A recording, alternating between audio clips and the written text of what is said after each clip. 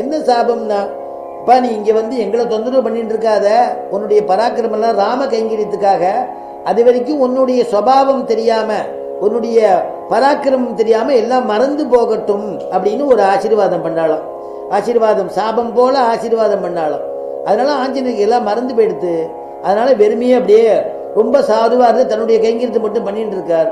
அப்புறமா கிஷ்கிந்தைக்கு போய் ராமனை கண்ட உடனே ராமனுக்கோசரம் கைங்கரியம் பண்றதுக்கு தானே, ராமனை பார்த்தோன்னா அவருடைய ஞாபகம் வந்துடுத்து. ஏன்னா அவ அப்பா சொல்லியிருக்கார், யாரை பார்த்த பொழுது உனக்கு உன்னுடைய மனசு ஆனந்த அன்பு பக்தி பிரவகிக்கிறதோ அவன்தான் பகவான் அப்படின்னு புரிஞ்சுக்கோ, அவன்தான் ஸ்ரீமன் நாராயணன் ராமனாக அவதாரம் பண்ணிட்டு வந்திருக்காங்கிறத புரிஞ்சுக்கோ அப்படின்னு தெரியப்படுத்துறா இல்லையா. அதனால அதெல்லாம் தெரிஞ்சுட்டு கிஷ்கிந்தையில தான் முதல்ல அறிமுகமாகுது. ஒரு நாள் ராமாயணத்தில் வந்து கிஷ்கிந்தா காண்டத்தில் சொல்லக்கூடிய விஷயம் என்னன்னா, சுக்ரீவன் வந்து மனைவியை இழந்து ராஜ்யத்தை இழந்து வாலியினால அடித்து விரட்டி அடிக்கப்பட்டு ரிஷிசிங்க பர்வதத்தில் வந்து ஒழிஞ்சுட்டு இருக்கான். அங்கே ஒழிஞ்சுட்டு அங்கே அவனுடைய காலகட்டம் ஓடின்னு இருக்கு. துளசிதாசர்னு அவர் ஒரு ராமாயணம் பண்றார், துளசிதாச ராமாயணம்னு சொல்றது. துளசிதாசர் சொல்றார், சுக்ரீவன் ஆஞ்சநேயன் எவ்வளவு பராக்கிரமம் உடையவன், அந்த பராக்கிரமம் உடையவன் அவ்வளவு பராக்கிரமத்துக்கு காரணம் என்ன அப்படிங்கும் பொழுது, ஆஞ்சநேயனுடைய குருநாதன் யாருன்னா சூரிய தேவன். ஏன்னா அவர்கிட்ட தான் நவவியாக்கரண பண்டிதன், நவவியாக்கரணமும் கத்துண்டது யாருன்னா சூரியன்கிட்ட தான்.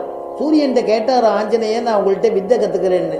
நான் ஒரு இடத்துல நின்று வித்தை சொல்ல முடியாதே, நான் எல்லா இடத்துலையும் இப்படி அலைஞ்சுட்டே இருப்பேனேன்னு. பரவாயில்ல, நீங்க ஒன்னா நானும் உங்க கூட வந்து கத்துக்கிறேன்னு. வித்தை கத்துக்கிறேன்னா பின்னாடி இருந்து கத்துக்க முடியாது, அபிமுகமாக முன்னாடி இருந்து தான் கத்துக்கணும். எப்பேற்பட்ட சூரிய ஜுவாலை அக்னி ஜுவாலை, அந்த சூரிய தேவனுக்கு முன்னாடி அபிமுகமாக இருந்து கை கூப்பிண்டு எல்லா வேதங்களையும் சாஸ்திரங்களையும் கத்துண்டவர் நம்முடைய ஆஞ்சநேயன்.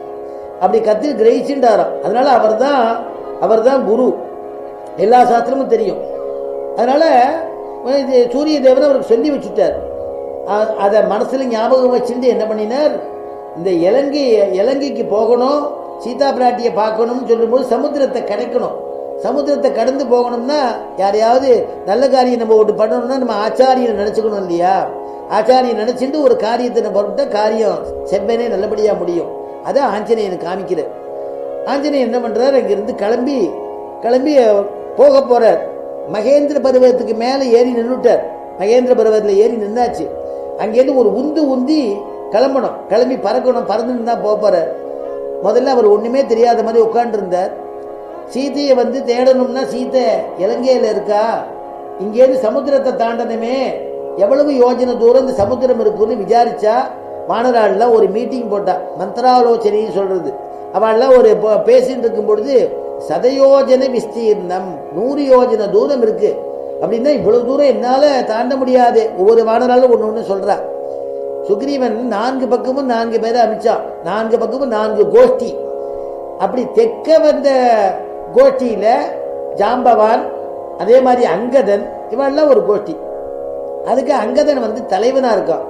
ஆஞ்சநேயன், நீலன், நலன் இவாள்லாம் இந்த பக்கம் வரா தென் திசையில. அப்படி வந்தபோது எல்லாரும் உட்கார்ந்துட்டு இருக்கா.